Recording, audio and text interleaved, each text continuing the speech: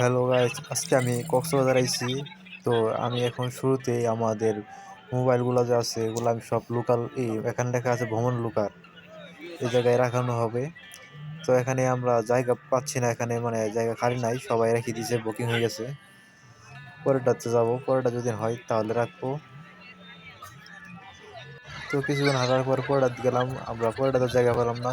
আমরা সাগরে নামবো কোনো ফোন ছাড়াই নামবো আমরা সাগরে। প্রায় 2 ঘন্টার পরে আমরা আবার রুমে চলে যাব। তো আমরা আস্তে আস্তে হাঁটবো এখন। আমরা সামনের দিকে আগাবো, দেখা যাক। আমরা এখন সামনের দিকে যাব, বালুতে হাঁটবো কিছুক্ষণ। এখানে বালুগুলো খুবই গরম, মানে অত্যন্ত গরম।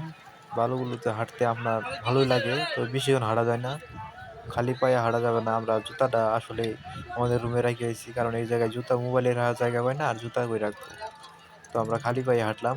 খালি পায়ে হাঁটতে হাঁটতে মনে করেন যে আমরা এখন আমাদের গাড়ি দাঁড়ায় আছে, আমরা ওই জায়গায় যাব। ওই জায়গা থেকে আমাদের ডাইরেক্ট আমাদের রুমে যাব, রুমের থেকে মনে করেন যে আমরা আবার তো গাইস, কাঁকড়া ব্রিজে সবার সাথে দেখা হবে ইনশাল্লাহ। আবারই আমি ভিডিও নিয়ে আসবো কাঁকড়া ব্রিজে। এখন আমরা বাসায় যাব, আমাদের রুমে যাব, রুমে যে আমরা ফ্রেশ ট্রেশ হবো। তো তারপরে আমরা আবার ওই জায়গায় যাব।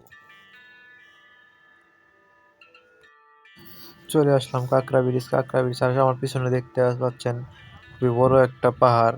আসলে এই গাছগুলা এই জায়গায় এদিকে হয়, নদীর সাইড দিয়ে বেশি হয়।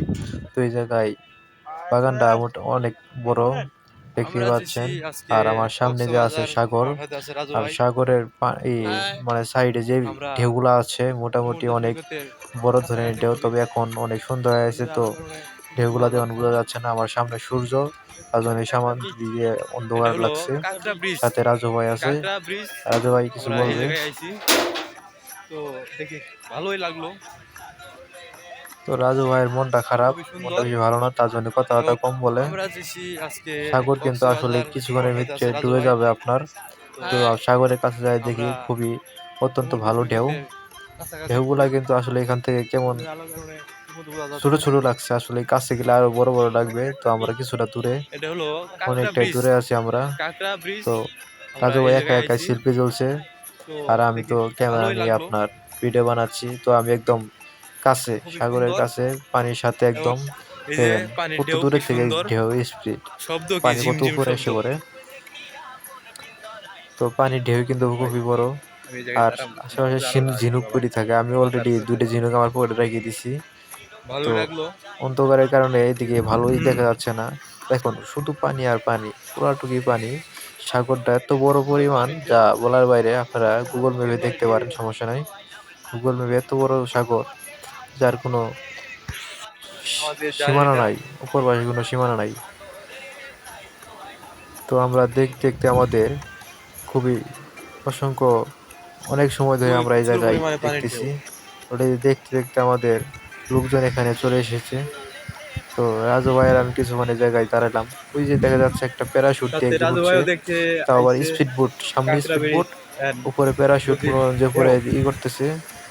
এটার নামটা তো মনে নাই আমার, কি হতে পারে। তো এদিকে ঘুরলো, ঘুরতে ঘুরতে মনে হয় যে আবার একটা রাউন্ড দিয়ে চলে যাই। ওই লোকটার কাছে অলরেডি ক্যামেরা আছে, একটা ভিডিও বানাচ্ছি। খুবই ভালো লাগছে এখানে দাঁড়ায় থাকতে আমার।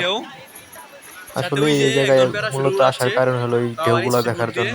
আর এই জায়গায় আমরা কিছুক্ষণ গোসল করব, এগুলো আমরা সত্যি এই সময়টা আমাদের ব্যয় করতে খুবই অসংখ্য লাগছে।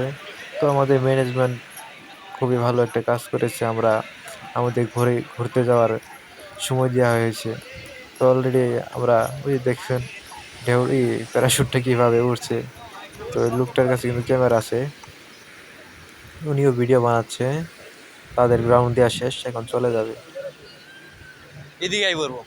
ভালোই লাগছে, কি সুন্দর। পিছনে কিন্তু পাহাড়টা কিন্তু অনেক বড়। তো গাইস, আমি আর দেরি করবো না, এখন আমাদের চলে যাওয়ার সময় হয়েছে। তো আমরা 1-1.5 ঘন্টা সময় দিয়ে ফেলেছি, এখন আমরা চলে যাব। সবাই ভালো থাকবে।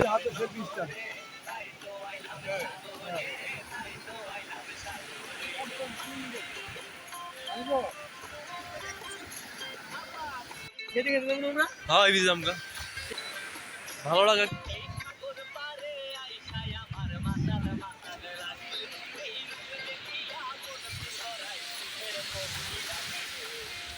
এটা গান করবেন না রাজু ভাই সাগর পার আইসা